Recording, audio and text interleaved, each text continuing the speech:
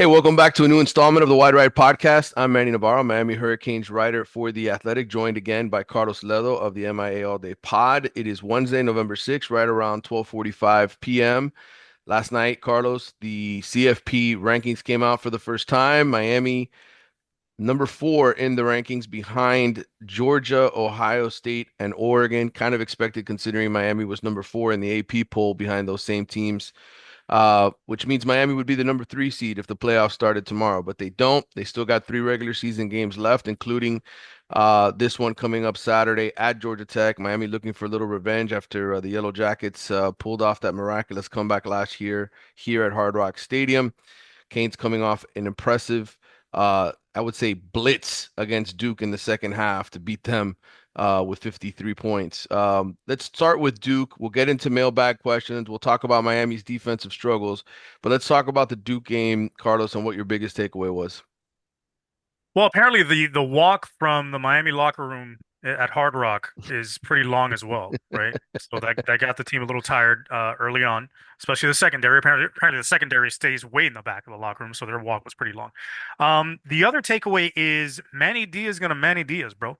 Um, I thought Duke had control of that game. They were down four, and rather than rolling the dice again and gambling like he had done earlier in the game on fourth down, Manny Diaz decides to kick the field goal, get himself within one, then squib kick it. Was that right after that was a squib kick? Yeah. Well, either way, he squib kicks it at one point after a score, and I'm like, what the hell is he doing? The Hurricanes hadn't had an explosive return to that point. Um, hadn't done anything really to scare him. If you were going to sort of try and avoid a big play in a return, might as well just pooch kick it and make a fair catch come out of it, not squib it and give him the ball at the 45, 48 yard line. And give up a score two plays later. I mean, against an offense that you know is going to be explosive and quick, and the momentum was already shifting in that game. So, and then they just imploded. Malik Murphy threw another couple interceptions. Duke defense just ran out of gas. There was nothing they could do. And, the Hurricanes came alive in the second half um, uh, on the strength defensively of playing a lot more zone than they have most of the season.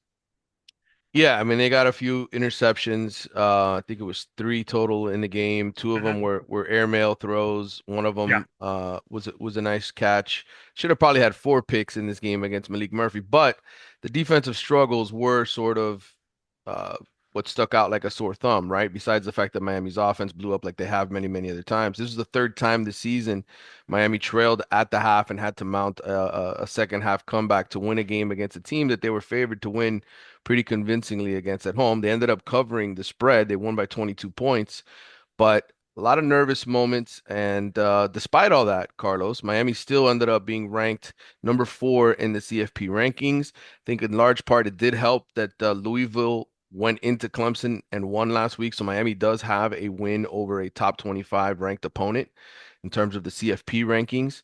Louisville's a good team, solid win for the Hurricanes. But again, it's one victory, which brings me back to what you and I have been talking about all season on this podcast, which is Miami probably cannot afford to lose a regular season game and still find their way into the CFP playoff. They've got to finish 12-0. It's what I wrote about in today's story for The Athletic, that losing one of these last three games would put them in a very perilous position. Not to mention the fact, Carlos, that they could potentially miss getting into the ACC championship game by losing one of their final three games. So, Yeah. uh, First of all, you're going to need to explain to me what perilous means, because that's a big word, and my vocabulary isn't that extensive. But yeah, you're right. Listen, we talked about it all season. The college football playoff committee is like that meme of the dude stand, like I said it before, like the dude standing behind the tree in the yellow suit, going like this, like waiting for Miami, rubbing his hands, waiting for Miami to give them half an excuse not to put him in the playoff. That's what they're doing. Yeah, they'll rank them four because they see that there's a clear path to making the ACC championship game right now. But don't you actually think that they're waiting like with bated breath, with that grenade in their hand, ready to pull the pin, roll it under Mario Cristobal's office door, and boom, explode it in his face and make him go play a bowl game somewhere in Santa Fe against a team that's inconsequential?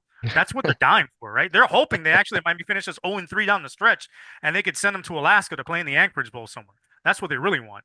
But yeah, man, I think you know, it's it's it's a situation where the Hurricanes are in a position where they want to be in, right? Yeah, there's a lot that can go wrong if they lose a game, but their destiny's in their own hands. And you can't ask for anything more as a right. competitor, as an athlete, as a person, in life in general. if you are given the opportunity to do whatever you want in life and it's placed in your hands and you have total control over the outcome, that's all you can ask for. Because at the end of the day, if you didn't do it, it's your own fault. You have no one to blame. You have no regrets. You left it all on the line. And whatever happens, happens by your own doing. And that's all you could want as a person. That's correct. And I think one thing that has to be taken into context here, and you and I had a lot of conversations about this off air, is every team in college football has warts. Okay, every team in college football. There is no dominant super team this year in college football. Yes, I know Oregon is undefeated and they got to win at home over Ohio State by a point. Yes, I know Georgia went on the road and won at Texas, and that was an impressive win, and they lost to a talented Alabama team. Yes, Ohio State only has one loss, and they're still the most deep, probably one of the most deeply talented teams in the country, like they are every single year. But all of them are beatable, Carlos. And I Yeah. think what these college football playoff standings said to me, the first rankings that came out, is the SEC and the Big Ten are still going to get the benefit of the doubt. And I don't know that it's necessarily warranted because, to me, in my opinion, the transfer portal has changed a lot of things. There are no super teams anymore, as I mentioned. And yet, the SEC and Big Ten continue to get credit for being some sort of super league where, hey, everybody that we play against is great. Well, maybe not. Okay, let's look at some of the results. Vanderbilt, yes, they beat Virginia Tech at home by a point, but they also lost to I think it was Georgia State. Okay, and then they went and they beat Alabama, and Alabama beat Georgia. So my point is, you can do the 6 degrees of Kevin Bacon drill with a lot of these teams and say what they struggled against this team and they struggled against this team. Oregon, for instance, they're number one in the country. Did you know that they opened the season up with just a 10-point win at home over Idaho?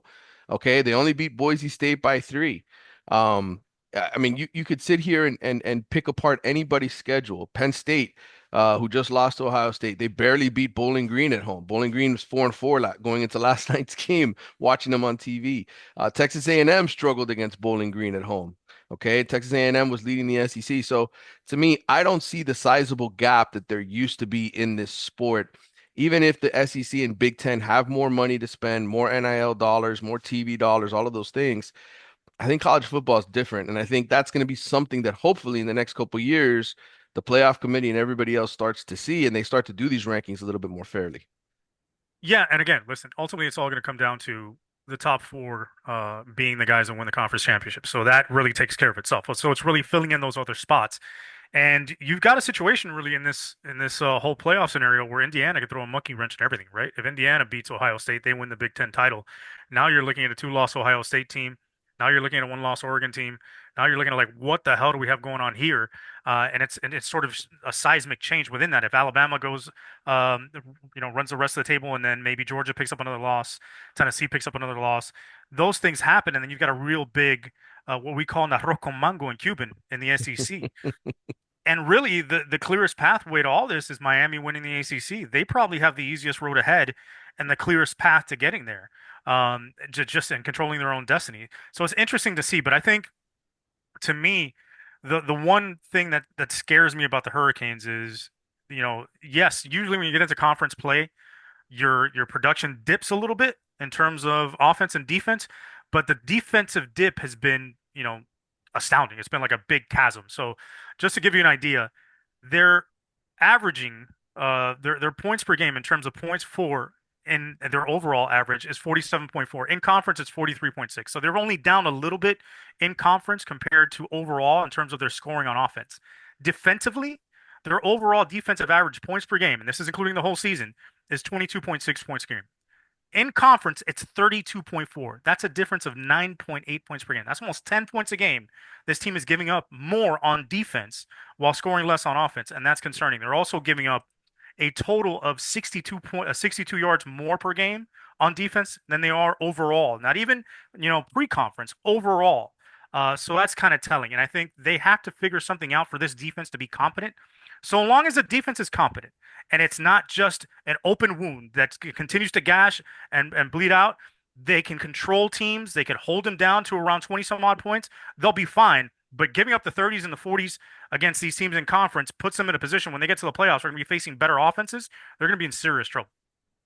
Well, I had a little bit of fun with you earlier this week in terms of sending you championship team profiles as well as the best teams in the top 25, but I didn't attach any names to them.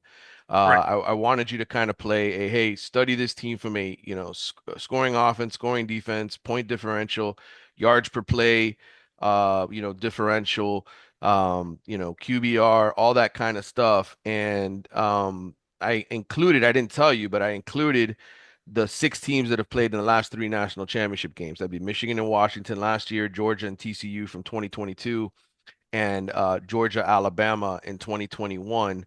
And you came back with your own sort of rankings, and again, this includes the 24 teams that are all in the hunt this year for a college football playoff spot.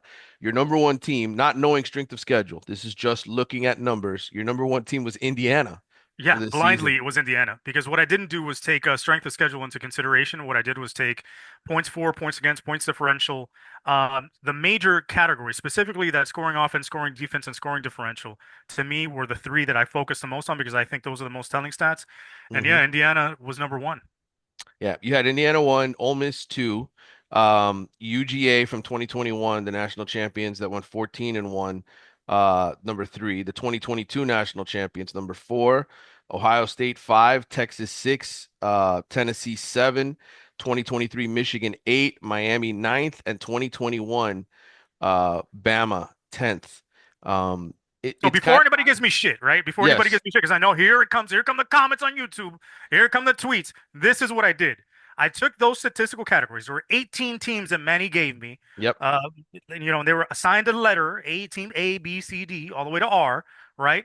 And what I did was I looked at each category, and whoever had the best stats in each category got assigned a point value. So for the most, if you were number one in a category, you got 18 points. If you were number two in a category, you got 17 points. On down to 1 point if for last place, right? Then I Hmm. totaled up all the points, and the team with the most points is the one that was ranked the highest. So I base it on the most amount of points, the least amount of points. And Indiana happened to rack up the most amount of points. They did. And again, obviously, their strength of schedule not very, very good. So that's why it's such a big deal. Their toughest opponent to date is a 5-4 Washington team. They've only got two wins over ranked, not ranked, but rather teams with winning records that are above 500. That's Washington and Nebraska. So I can see why it's a little bit slanted. But the whole point of the exercise, Carlos, was to think, well, how close is Miami to being a legitimate national title contender? Because you take into account the six teams that played for championships each of the last 3 years in the NIL slash transfer portal era. I didn't go any further back for that reason because we are in a different era. Um, and then you compare Miami's numbers. Offensively, there's no argument. This is a Yeah, national championship winning team. The question is defensively, right? Are they good enough? Pass rush wise, I think we can certainly say when you look at Miami and you compare them to the last six teams that play for national championships, they do a good job putting pressure on the quarterback. They do a good job creating sacks. It's the secondary that we're worried about, right? It's the big plays. It's the number of big plays. Right now, if you look at Miami's numbers, in terms of teams and just overall pass defense, they're 18th in the country in opponent quarterback rating. Completion percentage 15th, which is good. Yards per play allowed, they're 20th, um, which is only 6.2 yards per play. The thing is, they're giving up so many big plays. They're 40th in plays of 20. I mean, I'm sorry, 88th in terms of plays of 20 yards or more. They've given up 40 plays of 20 yards or more through 9 games. That's a lot. That's a very high number. That's between, it's almost four and a half, I guess, mhm. uh, per game. And that's the kind of stuff that can beat you when you look at playoff matchups and good teams. So if you compare that, Carlos, to Michigan and Washington and some of the other teams, to me, what Miami looks like on paper when you start scrambling all the numbers, and I did this, I spent hours doing this. They look like a national championship runner-up. They look like Washington. They look like TCU. They Yeah. look like a team that is certainly potent enough to make the national championship game, but has to be better down the road in terms of pass defense. You look at opponent QBR for Michigan last year, they were third. 8 touchdowns allowed, 18 interceptions. They were ninth in completion percentage, fifth in yards per play allowed. Washington, they were 31st in opponent QB rating, 46th in completion percentage, and 30th in yards per pass play allowed. Miami, 30th in yards per pass play. Out. 23 touchdowns, 16 interceptions for Washington's defense last year. Michigan's, what were they? They won the national championship.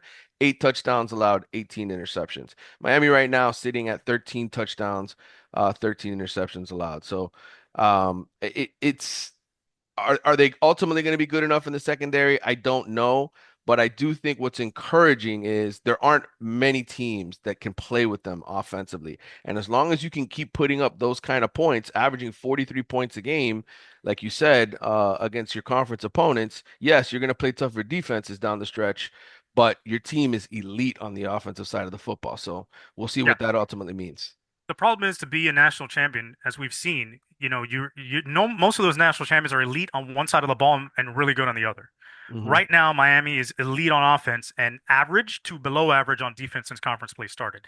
And it's kind of like looking at Popeye and looking at his forearm and looking at his biceps before he eats spinach. That's the difference between the offense and the defense of Miami. And that's a weird one. If none of you know who Popeye are, first of all, what the hell are you doing with your lives? How do you not know who the hell Popeye is? Number two, Google that immediately. Anyway, um, the other thing that concerns me is I think the increase in terms of pass yards that are given up is coinciding with a slowdown in the pass rush, right? Hmm. They've had a lot of pressures, but less sacks during conference play than they had in pre-conference play.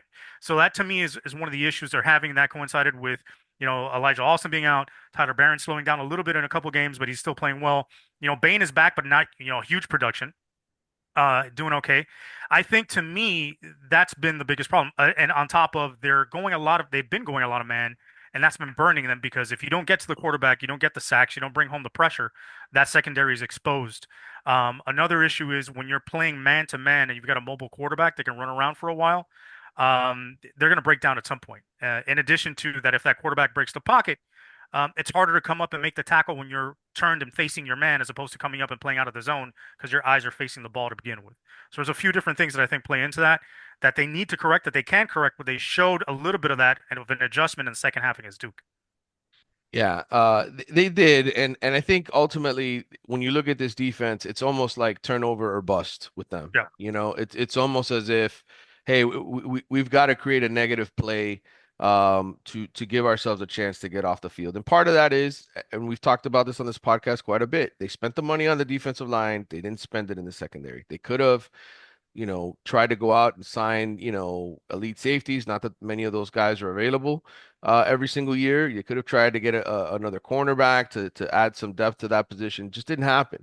And now they're dealing with an injury. Jadis Richard, who had started the last 6 games, was hurt in this game after his interception as he was returning it. Probably out for the season at this point, or if not the rest of the year, or the rest of the regular season at the very least. I don't know how badly it really is, how bad the injury really is, but it's not a good one. Mario was not very enthusiastic about it when he spoke on Monday. And then Damari Brown, you're hoping to get him back. Mario seems to be, I don't know, trying to spin it as a positive that he could potentially come back, but there's no guarantee that's going to happen. So you're going to need that pass rush to be elite for Miami to get the job done and emerge undefeated in the regular season because there still are challenges. You've got Syracuse. yeah, that's a big Uh, one in the defensive that's end. a big one to end the season with. Haynes King, we don't know if he's going to end up playing Saturday or not. I think there's, hope for Georgia Tech that he will be back. They're not the same offense without him. They are different, totally different. They He do look needs he like. needs that shot, that cap shot from any given Sunday, right? He needs to get that cortisol, whatever the hell it is, and get out there on the field. Right. So, whatever the case is, Miami is going to be challenged on the defensive side of the ball if they don't create pressure, and ultimately it's going to be up to Lance Guidry to make some adjustments, right, and play a little bit more zone than he has. I said it last week. Miami's played more man defense than anybody else in the ACC to this point, and part of it is they're taking chances. They're trying to, force the quarterback to hold the ball until a little bit longer, and see if they can get the pass rush there, create turnovers, those kind of things, and but you got to make adjustments at some point to I don't know, stop the bleeding, so to speak, so that your offense can get back on the field and it's not, a 9, 10, 12 play drive that ends in a field goal or a touchdown. Yeah, and I think there's a couple different things they can do to sort of change things up. It's a lot easier to get rid of the football quicker, and block pressure when you know where it's coming from and you know what the structure of the defense is on the backside, right? So if I know you're playing man, 75, 80, 90% of the time, and I know Hmm. you're going to be in a four down structure to begin with, I know more or less where the pressure is going to come from. So it's easier for me to scheme that up. And especially when you're in conference play this deep, teams have enough tape of that to see what your tendencies are, where you like to bring pressure from, because you are already identifying where your strengths are, where you can bring the pressure from, where you can't, because there's certain deficiencies on the back end, and how to block against that and scheme against that. So that's what teams are doing early on and scoring a lot of points on because they come in with a good game plan against that defense. And when that pressure doesn't hit, they're able to score those big plays. What I think the Hurricanes can do to make a sort of an adjustment to help the back end and create more pressure, one, like you talked about, is play zone. But two, I think Guidry needs to go back to that 3-3 that he was running against Clemson last season and towards the end of the season. I think your three best defensive linemen are Barrow, Bain, and Mesidor, and then you have Barron on the edge of that. He's somebody you can mix in as well, maybe play as an outside linebacker in that 3-3 scheme. To me, that way you disguise it. It's more difficult to see pressure coming from that 3-3 scheme because you can slant with it. You can bring pressure from the edges, from the backers or a corner or a defensive back. You can drop guys out and play zone behind that. That's what Big 12 teams do. And I think Miami needs to rotate into more of a Big 12 style of defense to try and stop that passing game because that's what Big 12 teams normally had to face. Most of those teams were air raid, they were open air, throw the ball over the field, and you needed to defend against that. So teams went to that three down front. A lot of them went to what they call a mint front with those three defensive linemen and bringing pressures off the edges, and they're mixing it up with the zone coverage behind it. And that helps. I think you also need to bump Daryl Porter Jr. back out to corner, right? You've got on the outside corner, you've got OJ Frederick and him. Maybe you bring in Zaquan Patterson and play a three safety look where you mix Mish Powell down to cover the nickel on occasions because he's done that in the past at Washington. Maybe even Zaquan Patterson come down and cover a nickel on the backside if it's a short side of the field as well. And you've got a different alignment, a different addition in that back end to help that secondary because I think Patterson deserves more snaps and that'll help boost it a little bit. The other thing is they've got to go more cover two, cover three, and mix in some cover four, and also maybe run some cover four matchup. It's called cover four palms.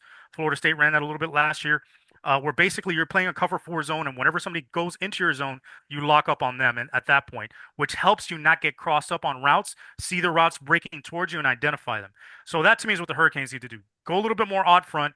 Mix it up with slants and pressures from different angles and mix up the zones on the back end to confuse the quarterback. And the reason you're going to do that is, yeah, you're going to become a little bit more susceptible to the run, but I would rather them be attacked on the ground and give up 5, 10 yard runs than give up 20, 30 yard pass plays because it's easier to get off the field that way. Yeah. And on top of that, teams are going to get frustrated because they're not making the big plays and they're going to throw the ball up for grabs and eventually you're going to get turnovers. Zaquan Patterson played 16 snaps in this last game against Duke.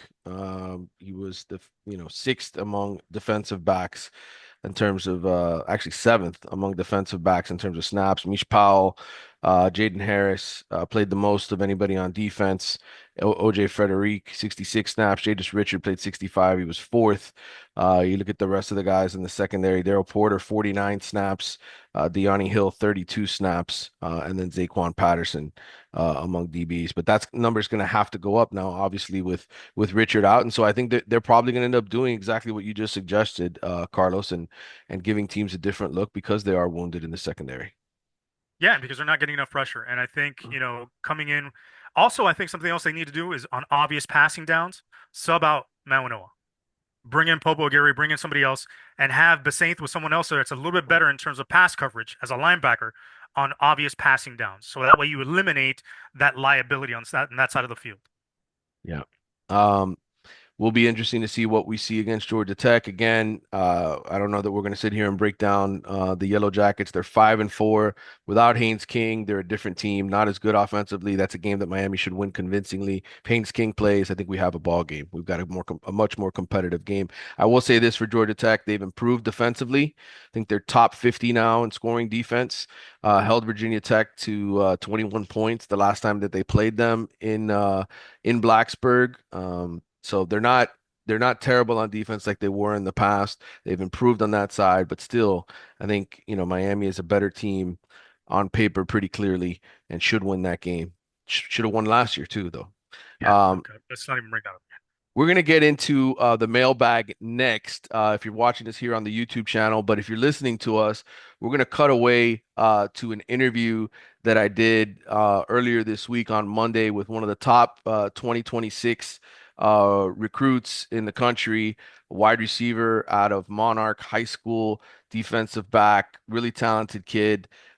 He loves the Hurricanes, wants to I think make a decision on his college choice here in the near future. You know how it is now, Carlos. All of these guys make decisions earlier and earlier. But I want to make sure that we get to that interview here really quickly, and then we'll resume with the mailbag right after the break. All right, so back to the mailbag, Carlos. Let's wrap up this episode following that interview. A lot of questions for us. I want to get into them here for the fans who sent them in. All right, number You, one, this. Go ahead. I said, let's get it. All right, Tony Perez, Big Chilean. Assuming Dawson leaves for a head coaching job, what are some names Mario might look into? I think it's probably got to be another air raid coach. And I actually came across an interesting name, somebody who actually hired Shannon Dawson at Houston. That's former Houston coach Dana Holgerson, Carlos, That'd be a hell of a hire. who this week left TCU for Nebraska. He is an analyst right now. He was working at TCU with their defensive coaches, basically breaking down the um, ways that teams could attack TCU. I think he's doing basically the same job now at Nebraska. God knows how much money he's making. But to me, if you're thinking of, well, what happens if Shannon Dawson leaves? Why not hire a guy that he worked with pretty closely for the last few years? Yeah, and who was given the credit really of running that offense throughout Shannon Dawson's time there until Shannon Dawson's last year at Houston, where he got a little bit more freedom to call the plays. So Dana Holgerson, when it comes to the air raid, is one of those guys that's very well respected. Comes from that Hal Mummy tree. Has worked for a lot of guys like Mike Leach and understands the air raid and has evolved it a lot as well because he's not just a pass happy air raid guy. He also has a lot of good run structures within that air raid offense. Yeah, and I think another name to look out for, and again, these are all former head coaches. I think this thing has evolved. Okay. I think the way you need to think about coaching now in college football is if your school has money, you're going to be able to go out and hire quality coordinators, guys that were maybe former head coaches. So another name I think to look out for is Jason Candle, who Mario has obviously been in love with for a long time, has wanted to bring here. I don't know what Toledo's record is this year, but I don't think they're leading their conference this year. Let me look at the MAC standings really quick. I haven't looked at it in a while. And let me see here because I think Toledo was doing well before. Now they're 6-3 this year, 3-2 overall. Look, he's been happy at Toledo for a long time, but I think he's another guy in terms of a name just to know of potential replacements. Agree or disagree? Oh, I agree. Mario's obviously been enamored with him. Now, obviously, he's not an air raid guy, Hmm. but it's definitely an offensive mind that Mario respects. So, it doesn't necessarily have to be an air raid guy, but I think it helps after this offense production, seeing what it's capable of and what the excitement around the program and the country is regarding this offense this year. I would definitely try and go after another air raid guy. All right, let's move on. Thank you, Tony, for the questions. We'll go to Steven Thunder, 56 Blacks again on Twitter. If Guidry plays more zone coverage going forward, will the defense be good enough to run the table? And second question, this one's for you, Carlos. Did Ledo get his Just for Men NIL deal yet? I have not, which is why you still see me with the grays. I got that salt and pepper look, and I'm not talking about push it, the video. Um, it's until that deal comes in, just like I haven't gotten the chicken wing and beer deal from the University of Miami, which is really, really disappointing because I thought by now I would have had it. So listen, I'm just waiting on those NIL deals. If you guys can help facilitate that, I'm all for it. But to answer the real question, yes, like we just talked about, I think if they go more zone, it's going to help that secondary a little bit because they're going to be able to see the ball more and drop to areas as opposed to have to cover a guy one on one and stay with them. And it's going to put less pressure on that defensive line to have to come up with a sack each time, for that secondary to be able to be competent. And again, also coming up, you're going to have a guy like Haynes King that can move, that can run. You may face other quarterbacks a little bit more mobile. Being in a zone structure will help you come up and make plays against that kind of a quarterback because you could see him escaping the pocket as opposed to having your back turn as he's getting out.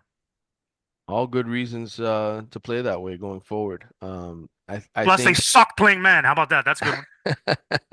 Well, I think what's happening is they're getting schemed up well. I like you Oh, mentioned absolutely. Kiko Mawinoa earlier. I think coordinators just know, hey, I'm gonna run my running back in motion to the outside here. I'm gonna force Kiko to have to run with a running back who he can't cover.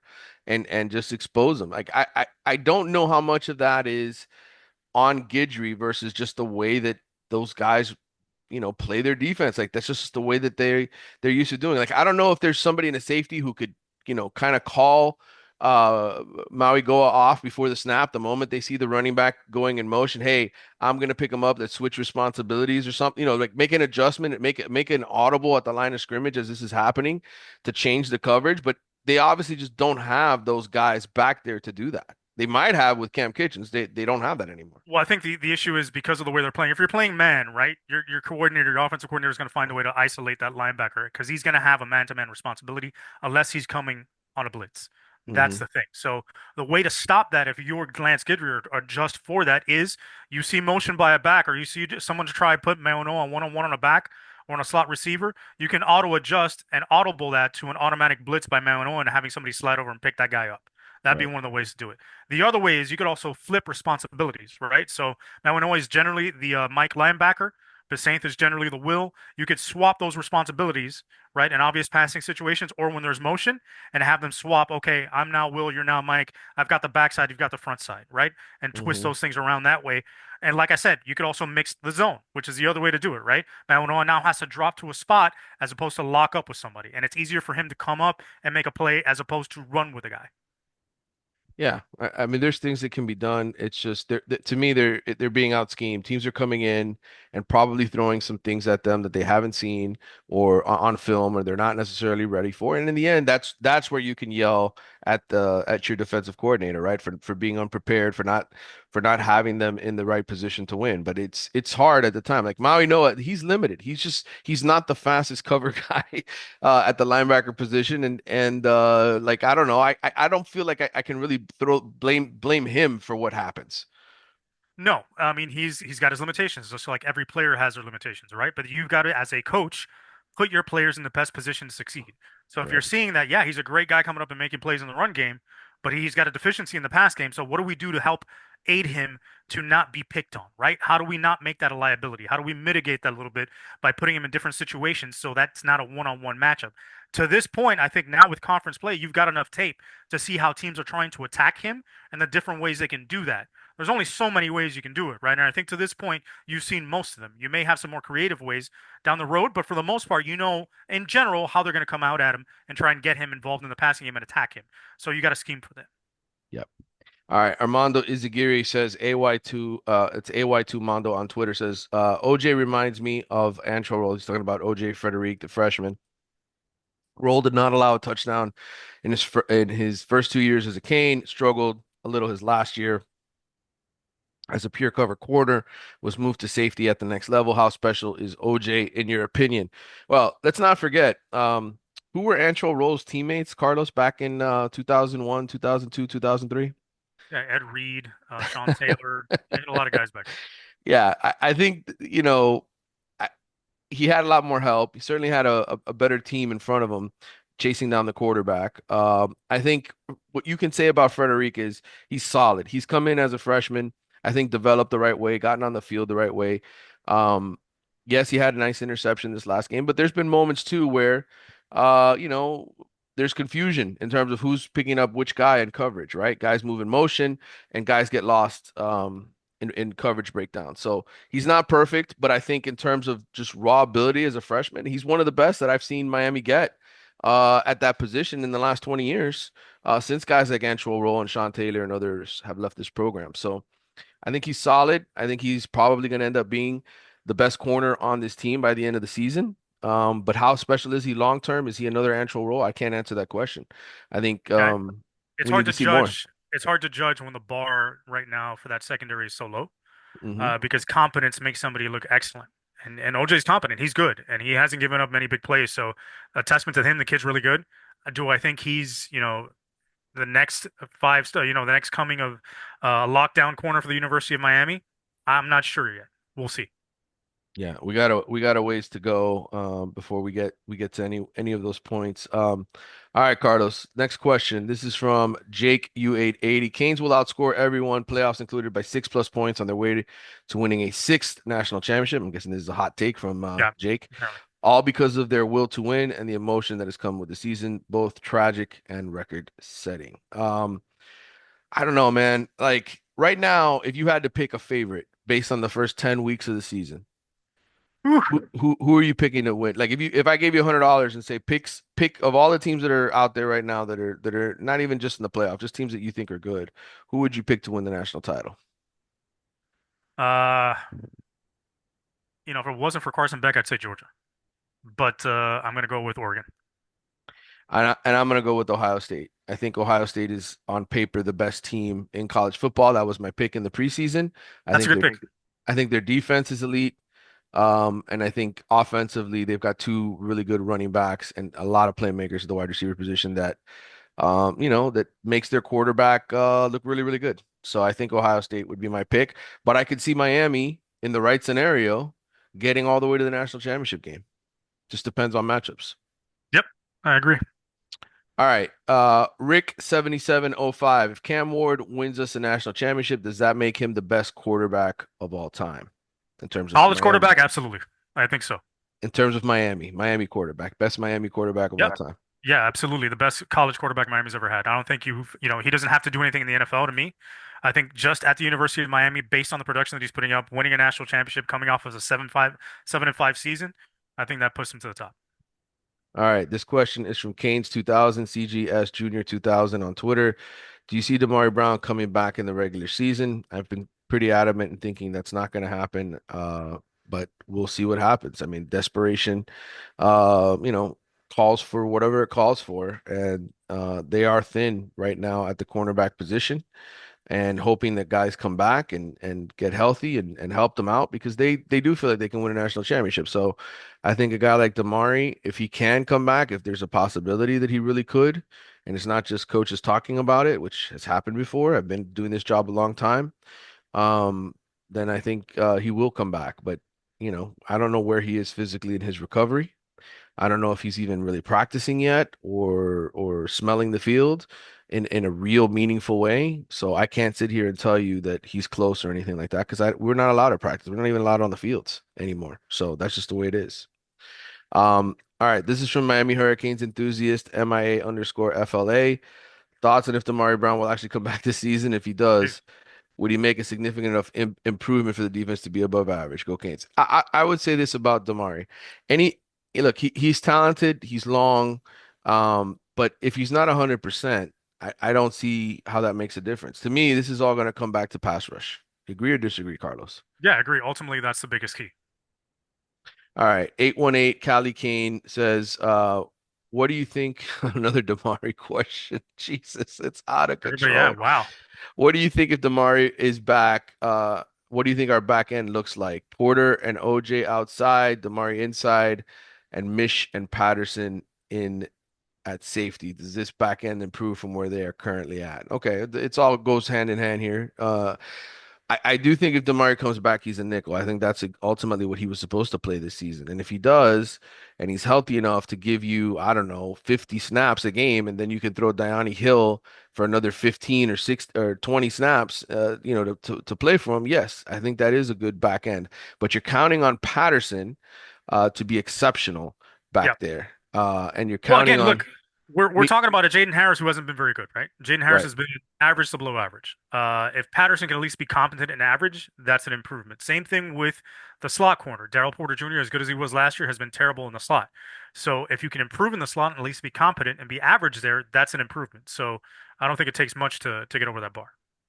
All right, this is from Vic Vassell, Coach Vic Ford. Do the Canes have a 100-yard rusher on Saturday? Um, I think it's a possibility. I think that they're probably going to run the ball again. Damian Martinez has been pretty hot of late. I could see, they didn't have one this last game against Duke, but I could see him getting back on the train this week, Vic. I could see it happening, especially you're on the road. You're getting a little bit more offensive balance. Like I said, Georgia Tech's defense has improved. You saw Virginia Tech struggle against them. Yeah, I don't know that I would put $100 on it, but I think it's possible. Um, I think Brent they rushed for 200 as a team. I don't know about a single individual 100-yard rusher. Brent Peterson, B Pete 9121. Where does Cam Ward's current numbers stack up against the previous recent Heisman winners at this point? I didn't look up the numbers this past week comparing them the former Heisman guys and where they were at, but I can tell you he was ahead of the curve going into the previous game before they played Duke.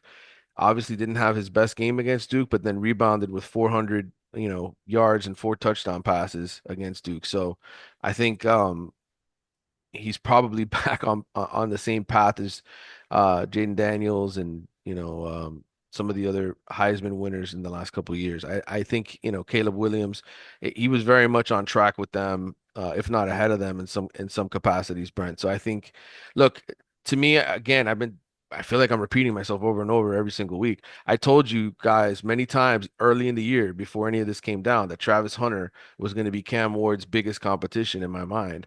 And I still feel that way. Colorado goes into this week with a chance to win its way into the Big 12 championship game because of upsets. So if Colorado gets to the Big 12 championship game and this dude is dominant on two sides of the football, what do you think is going to happen? Do you think Cam Ward's going to win the Heisman, or do you think it's going to be Travis Hunter, who's a media darling and potentially the number one overall pick? Yeah, Travis Hunter. All right. Kane Finn says, how financially beneficial has the team's success during this season been for the university, and does Mario feel vindicated in his decision to leave Oregon given this year's success? I don't know. I didn't talk to Mario about Oregon. I think he feels vindicated in some ways, sure, after the first 2 seasons to have his team ranked in the college football top 12 and to have a chance to make the playoffs. He certainly has to feel that way. I know the administration certainly feels better about Miami winning and seeing, some sort of a payback on their investment. But if they don't finish the job, they don't win the ACC, they don't get into the playoffs, I think that answer changes, doesn't it? Yeah, I think it'll be very disappointing because you turn back and you look at the season and you say you have a generational quarterback like Cam Ward. When will you have a guy like that again? Those guys don't grow on trees. That doesn't happen every season. You've got this accumulation of talent that's ready to take the next step. You should be able to win the conference championship the way they're playing with the amount of guys they have, even with the way the defense is playing. So, yeah, you still have deficiencies on this team. This is a perfect springboard into the next step of getting this team back to elite status and national prominence. And if you fall short of that by not making the conference championship or losing it, that's sort of a black eye. Yep. Rodney King 06 on Twitter says, I always enjoy the podcast. My question, this team on offense reminds me of the Golden State Warriors in 2016 and 2017. They're never out of the game, and once they start scoring, there's nothing a defense can do. Is that a fair comparison? I like the analogy. Yeah, I mean, I think the most impressive stat to me, aside from all the points that they're scoring, is the fact that 58% on third down Yeah, is it's crazy. just a ridiculous number. Like ridiculous. And Also, to their me, explosives is really, really high. yeah, and exactly. Those two things is really what stands out. And so I don't know, the Golden State Warriors, I guess, because they can hit from long distance. Miami can certainly create plays that go a long distance. So maybe that is a fair comparison, Rodney. I like it. Yeah, because listen, they get down. They have a couple series where they don't move the ball, they punt. It seems like they're being slowed down on offense, and all of a sudden they hit a couple big plays, they score, and they're on a roll. Just like Steph and Clay hitting a couple big threes and getting it going. Columbus Kane says, will Guidry do what should be done from the first snap? Mix in more zone or watch us get beat deep again and again and wait until the second half, like the first 9 games. Um, I don't know. How much adjustments has he honestly made, Carlos? I mean, have you seen drastic adjustments in the game plans to this point, even in I the think second half? the biggest adjustment I saw was this past week against Duke. The bigger adjustments that happened the past weeks, the slow offenses down in the second half was they just got in a groove with their pass rush. That was Hmm. basically it. I think because of the injury maybe to Jadaeus Richard and also the way they were struggling against a Duke team that really had no business throwing for that much yardage against them was, listen, we got to go zone. We just can't do it anymore. We can't. They've schemed us up. They've got our number. We got to make this adjustment. And by default, I guess he had to do it, and it worked out. But Jadis Richard got hurt, I think, after they were already up 2 touchdowns. Yeah, yeah. So that adjustment didn't happen until after the game. So my point is, he probably is going to wait until Miami's absolutely in trouble and he has to do it. If they're comfortably ahead, I don't. I mean, I I think don't. he's going to go ahead and do it from now. I think he's going to mix in more zone right from the get-go now. He's Okay. not going to abandon man completely. I think he's seen that he's shorthanded on the back end, and he's seen what the secondary has given up, especially against this Duke team. Like I said, that had no business throwing for that much yardage, right? At Yeah. least against Louisville, you were against a team that knew had a good passing offense and a good quarterback. This was not that this past week, so you have to make that adjustment. Yeah.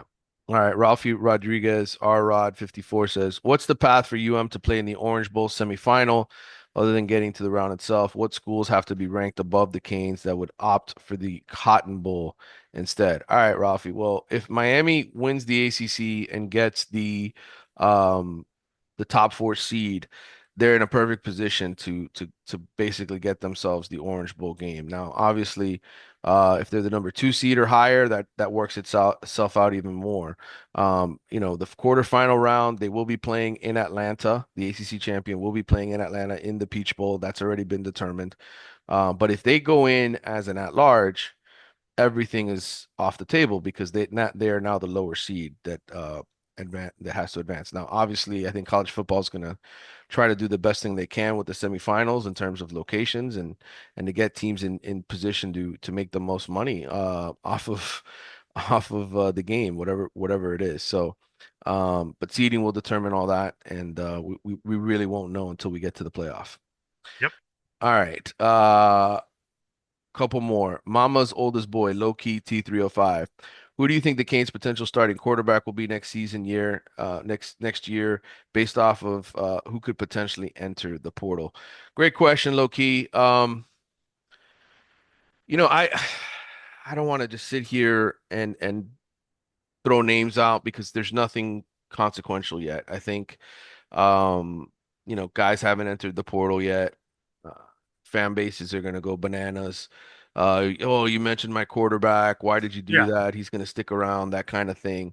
Um, Are you helping them tamper? What are you doing? right. I think there's names to watch that are interesting. Darian Mensah from Tulane is a guy who's a freshman. He's putting up really good numbers.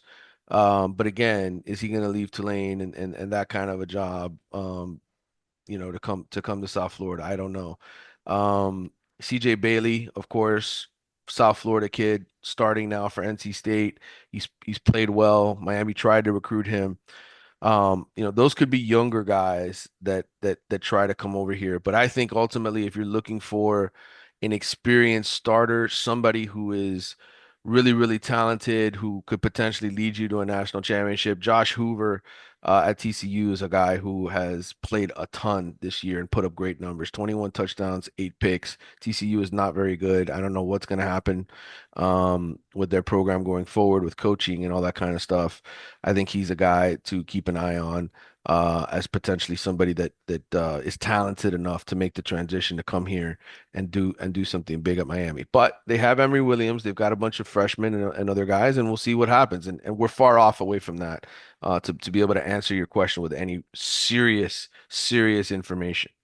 I'll throw shit out there. DJ Lagway. Well, I mean, that's the obvious one. I didn't even want to bring him up, but yes, that is the obvious one. All right. Rusty Sedaris says Guidry isn't going to fix this defense, is he? I guess not a lot of faith, Rusty. Um, Listen, is it going to be a lockdown, shutdown defense? No, but can it be competent? I think they have enough pieces to do that if he makes the right adjustments. right, right. All right. This is Commander Mike Metcalf, Punch 613. What can this defense do to be better for the rest of the year? Or do we just not have the personnel? I love your show. Ask Ledo how many tostadas Fuster would eat at the snack bar. Love the show. I don't know who Fuster is. Who's Fuster? Do I? That's Fooster. It's a guy we grew up with. That's one of my Okay. best friends.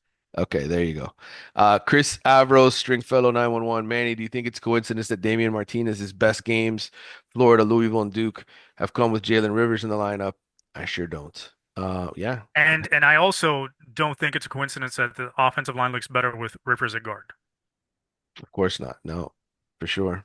Marcus Williams, Money Kane, what do you think led to the resurgence of the tight end room? Well, you had a quarterback that could get him the football. I think that's a big part of it too. That helps. Also, scheming stuff up, which I think they need to do a little bit more of. And guys being healthy, I think is Yeah. another one.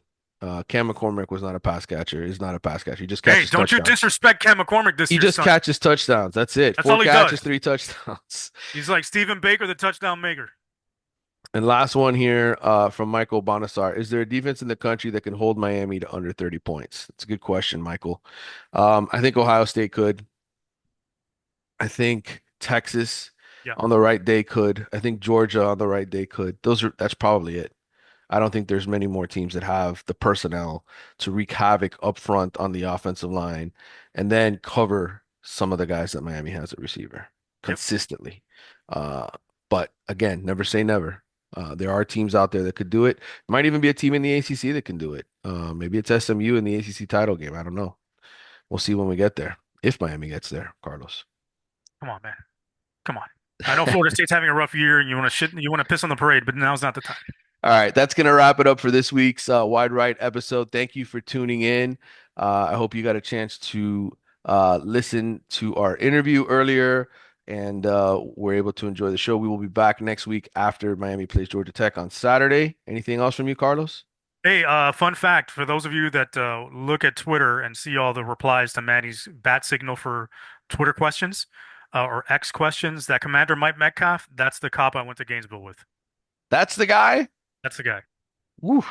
Well, if you missed that episode, make sure you tune in before the Florida game to hear what Carlos's story was. Now we know. Hit him up with some questions. Yeah. See you guys next week. Peace.